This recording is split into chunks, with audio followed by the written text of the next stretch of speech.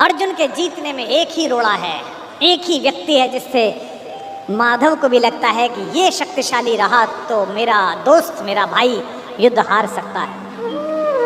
भगवान ने उसे कितने प्रेम से टैकल किया है। राजनेताओं को सीखना चाहिए, कृष्ण से कूटनीति सीखनी चाहिए।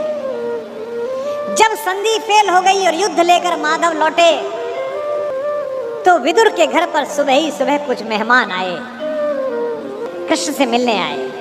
हम भी कहीं ठहरते हैं तो नगर के लोग मिलने आ जाते हैं, महत्वपूर्ण लोग मिलने आते हैं कि कुमार विश्वास है तो हम सब कवियों से मिलने लोग आते हैं। तो विदुर के द्वारपाल ने कहा कि अंगराज कर्ण आए हैं। विदुर ने पूछा कि क्या मुझसे मिलना चाहते हैं? उनसे कहिए राज्यसभा में मिले, मैं अपने अतिथि के साथ व्यस्त हूं। और अतिथि भी कौन?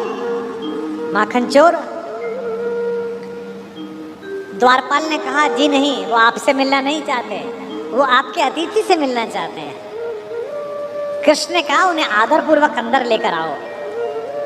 कर्ण आए, कर्ण ने प्रणाम किया। युद्ध में दुर्योधन की पराजय हुई हो चाहे कुछ भी हुई हो, महाभारत के जिन चरित्रों में से एक चरित्र पर मैं अंदर तक फिदा हूं उनमें से एक कर्ण भी है। क्या योद्धा है, क्या अद्भुत। कृष्ण मुस्कुराए। कर्ण के चेहरे पर दुख और पश्चाताप का भाव था।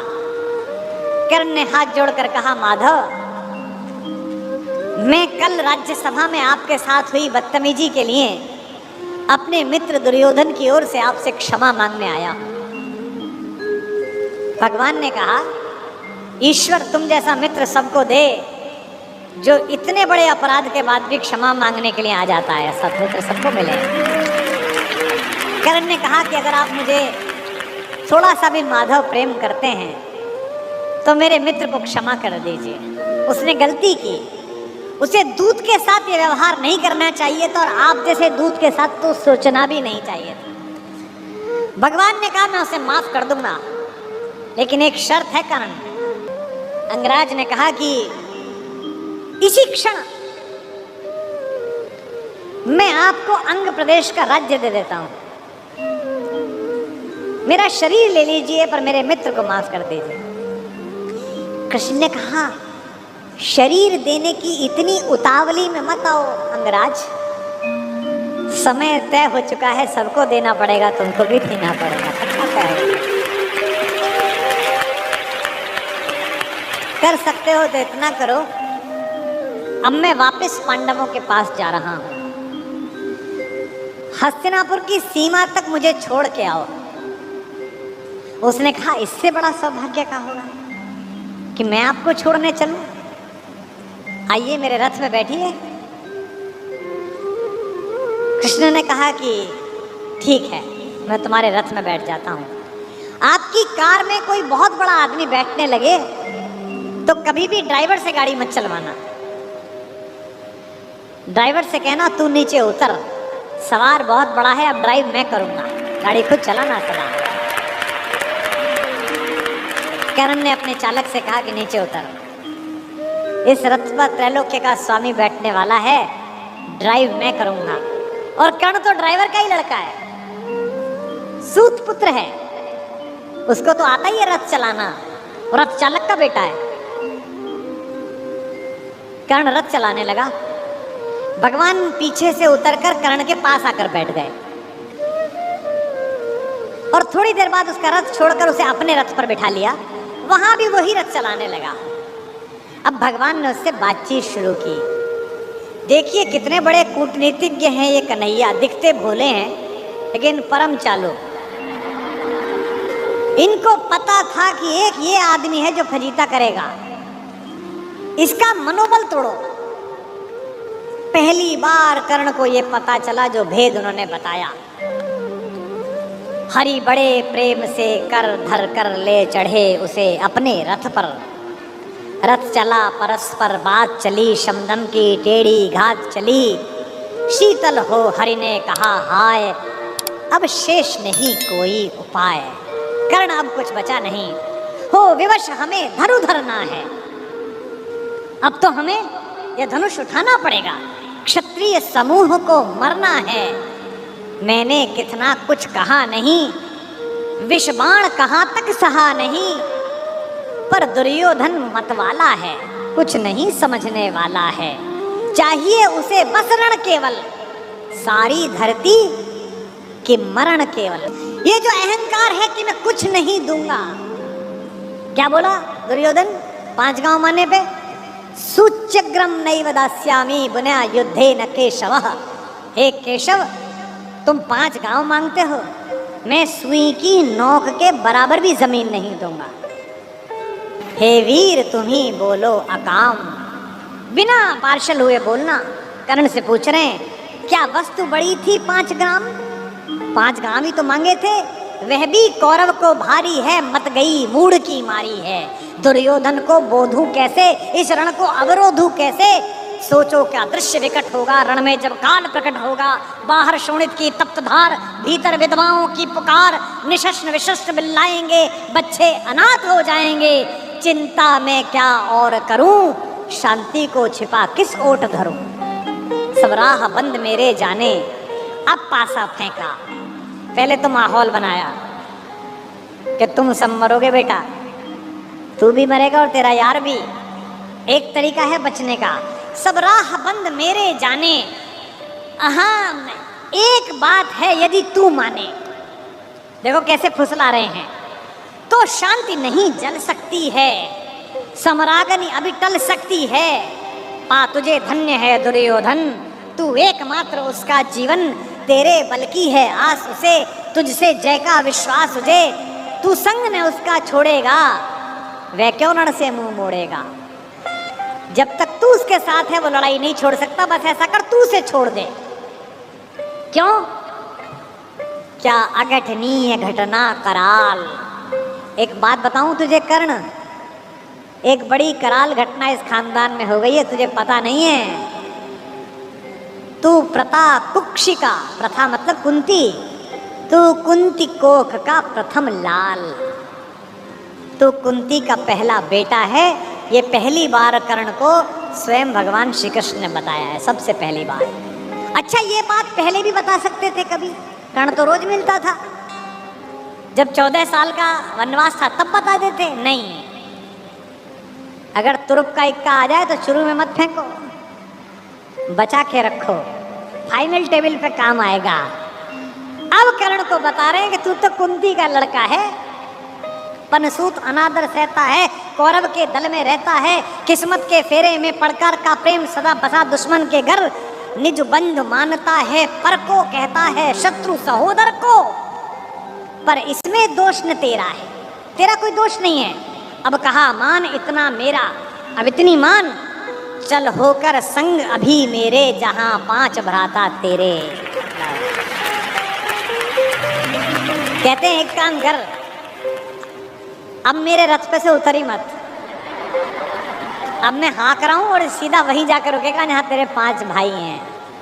जिसको जिंदगी में किसी ने भाई नहीं कहा, जो माँ की एक पुकार के लिए जीवन भर तरसा है, उसको जिंदगी का सबसे बड़ा प्रलोभन दे रहा है हमारा कान्हा। क्या कह रहा है?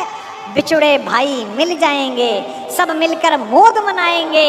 कुंती का क्यों ही परम तने ज्येष्ठ, बल बुद्धिशील में परम श्रेष्ठ। और क्या करेगा? पद त्राण भीम पहनाएगा, भीम तेरे को चप्पल पहनाएगा। कैसे कैसे लालच है, कैबिनेट मिलेगी,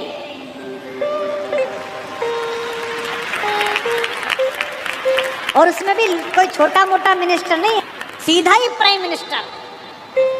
पद त्राण भीम पहनाएगा, हैं? धर्माधिप युधिष्ठिर चमर डुलाएगा। तेरे दरबार के बाहर कौन खड़े होंगे? पहरे पर पार्थ प्रवर होंगे। जो तेरा दुश्मन है, तेरा छोटा भाई अर्जुन, ये तो तेरा एनर्जी कमांडो बनेगा। पहरे पर पार्थ प्रहर होंगे, सहदेव नकुल अनुचर होंगे। सब लोग तुझे पहचानेंगे, असली स्वरूप को जानेंगे। खोई मणि को जब पाएगी, आखिरी दाव जो मारा है, खोई मणि को जब पाएगी, कुंती फूली न समाएगी।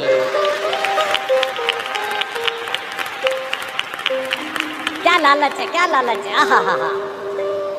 कुरुराज स्वयं झुक जाएगा, संसार बड़े सुख में होगा। कोई न कहीं दुख में होगा। सब गीत खुशी के गाएंगे, तेरा सौभाग्य मनाएंगे।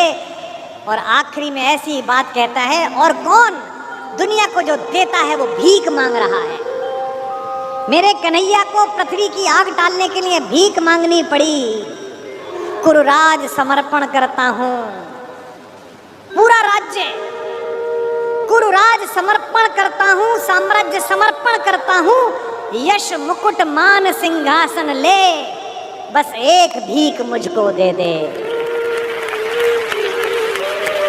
कौरव का तज रण शोक सखे, भूखा भावी हर शोक सखे। ये तो कन्हैया हैं जो इतनी स्ट्रेटेजी अपनाते हैं। किस लिए? देखो, ये बड़ा गहरा गणित है, इसको समझो। इस दाव को चलने में कृष्ण का कोई नुकसान नहीं है। अगर कर्ण इधर आ जाता तो महाभारत समाप्त हो जाती। और एक ऐसा योद्धा जो सुबह दोपहर शाम इसी बात की कसम खाता था कि अर्जुन को मारना है, इन पांडवों को मारना है, इसके कलेजे में ये बात डाल दो कि ये तेरे भाई हैं, तो जब युद्ध लड़ेगा तो थोड़ा तो हाथ कांपेगा, थोड़ा तो दिल के अंदर कुछ धुक धुक पैदा होगी। शत्रु की मानसिकता को कमजोर करना, शत्रु की मानसिकता पर प्रहार करना, ये काम है। लेकिन कृष्ण की इस कथा में थोड़ा स्मरण कर्ण का भी कर लो कि उस जैसा कोई आदमी भी पैदा नहीं हुआ जो इतनी सारी चीजों को ठुकरा दे और खुल के कह दे, है ऋणी कर्ण का रोम रोम, जानते सत्य यह सूर्य सोम, तन मन दुर्योधन का है, यह जीवन दुर्योधन का है। और दो पंक्ति जो कही है कर्ण ने, मैं उसकी दृढ़ता को और उसके समर्पण को प्रणाम करता हूँ। सुरपुर से भी मुख मोड़ूंगा, केशव मैं उसे न छोड़ूंगा।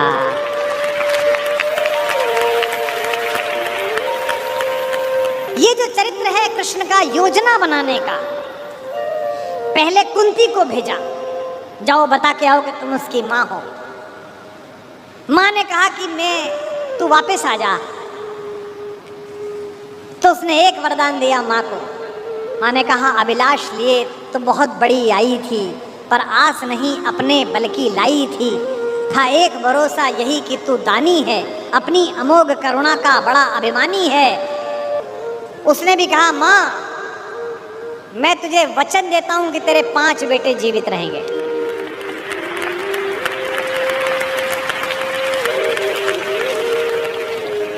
इसका मतलब है कि कर्ण ने कहा कि युद्ध के बाद 5 बेटे जीवित रहेंगे। अर्जुन के अलावा किसी पर हथियार नहीं उठाऊंगा। अर्जुन मिलेगा तो छोड़ूंगा नहीं, अर्जुन मर गया तो युद्ध समाप्त करवा दूंगा, तब भी तेरे 5 बेटे जिंदा रहेंगे। खुलकर कहूंगा ये मेरी माँ है। और अगर अर्जुन का दाव चल गया माँ, तो तुझे पता और मुझे पता कि हम माँ बेटे हैं, तेरे 5 बेटे जिंदा रहेंगे। जा माँ, मैं तुझे वरदान देता। तू दान दान रही किंतु क्यों माता, पुत्र ही रहेगा सदा जगत में दाता। नहीं देता रहूंगा, दुनिया तो उससे सदा सभी कुछ लेगी, पर क्या माता भी उसे कभी कुछ देगी।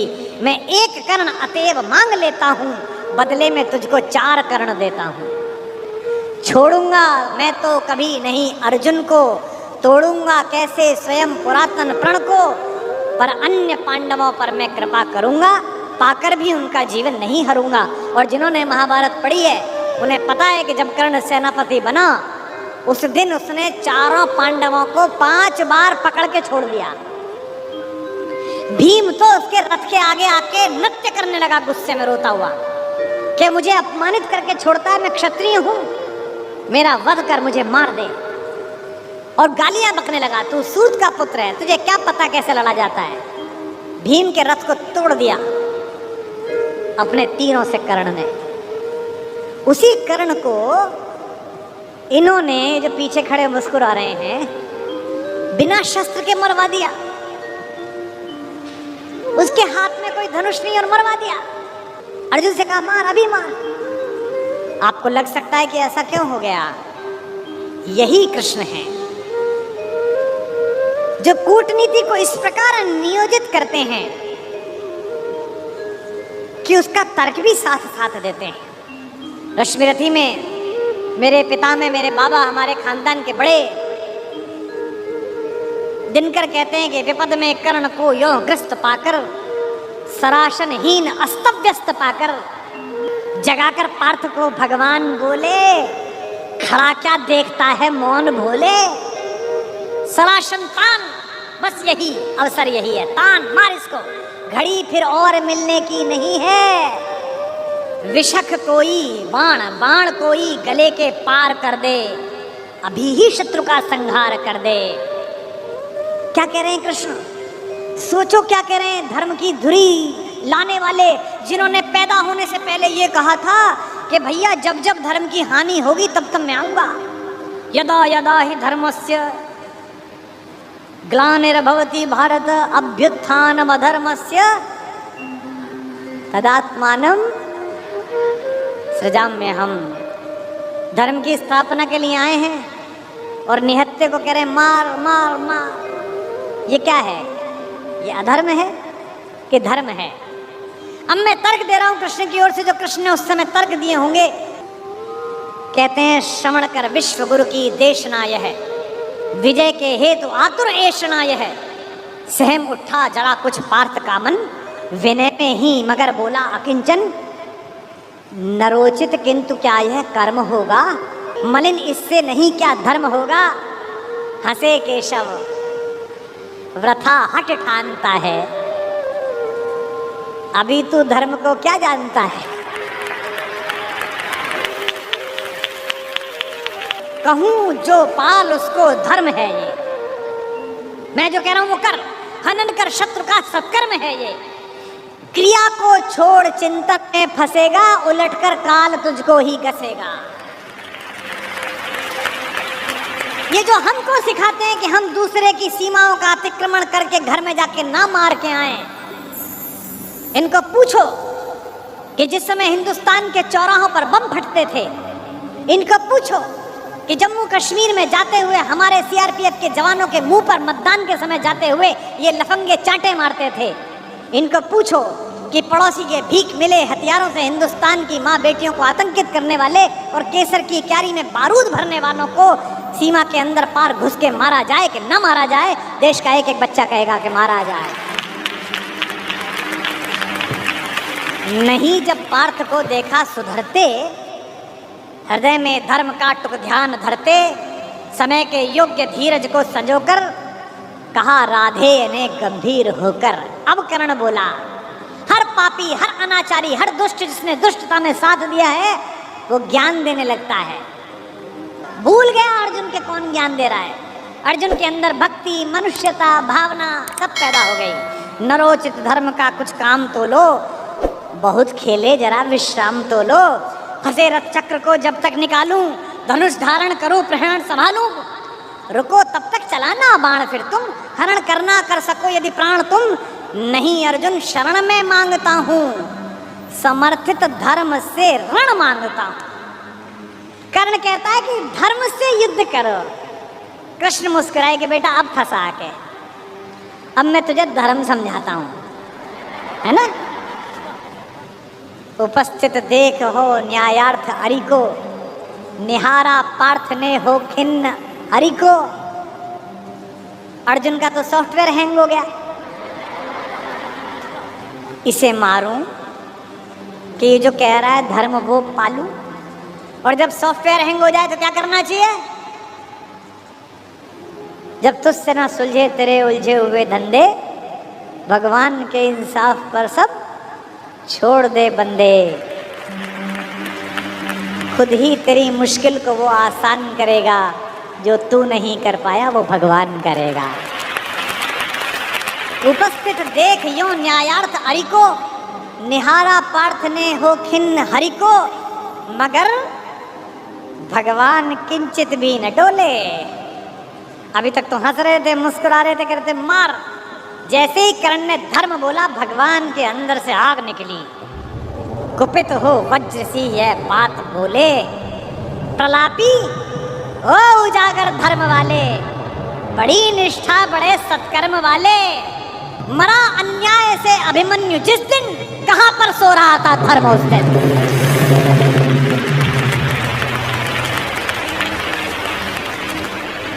मरा अन्याय से अभिमन्यु जिस दिन, कहां पर सो रहा था धर्म उस दिन। हलाहल भीम को जिस दिन पड़ा था, कहां पर धर्म उस दिन यह धरा था। लगी थी आग जब लाक्षा भवन में, हंसा था धर्म ही क्या तब भुवन में। और एक पंक्ति, बेटे पे आ जाए, पत्नी पे आ जाए, माँ पे आ जाए तो खून खौल जाता है। अर्जुन का खून खौला रहे हैं भगवान मेरे। सभा में द्रौपदी की खींच लाके, सुयोधन की उसे दासी बताकर, सुवामा जाति को आदर दिया जो, बहुत सत्कार तुम सबने किया जो। नहीं वह और कुछ सत्कर्म ही था, उजागर शील भूषित धर्म ही था।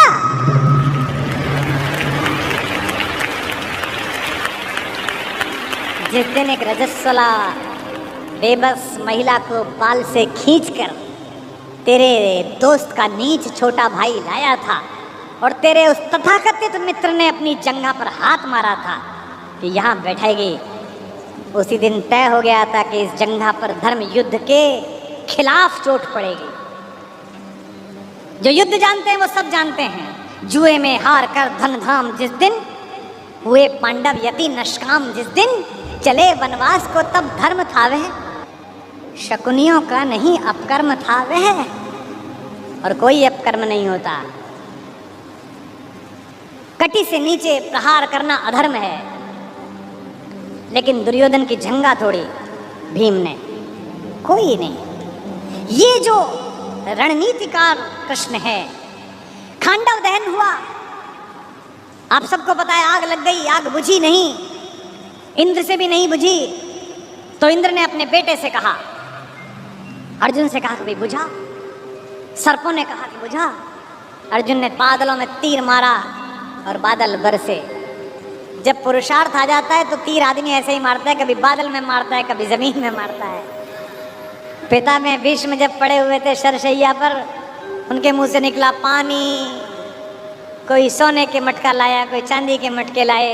उन्हें अर्जुन की तरफ देखा कि पड़पोते पानी। अर्जुन ने तीर मारा पृथ्वी पे। कुरुक्षेत्र चले जाइए, आज भी आपको मिल जाएगी वो नदी जहाँ जमीन का स्तर तक, वहाँ तक तीर गया।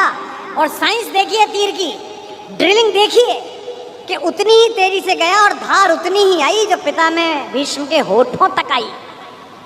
आज भी अर्जुन के तीर से निकली हुई इस नदी को हमारे उत्तर भारत में बाण गंगा कहा जाता है।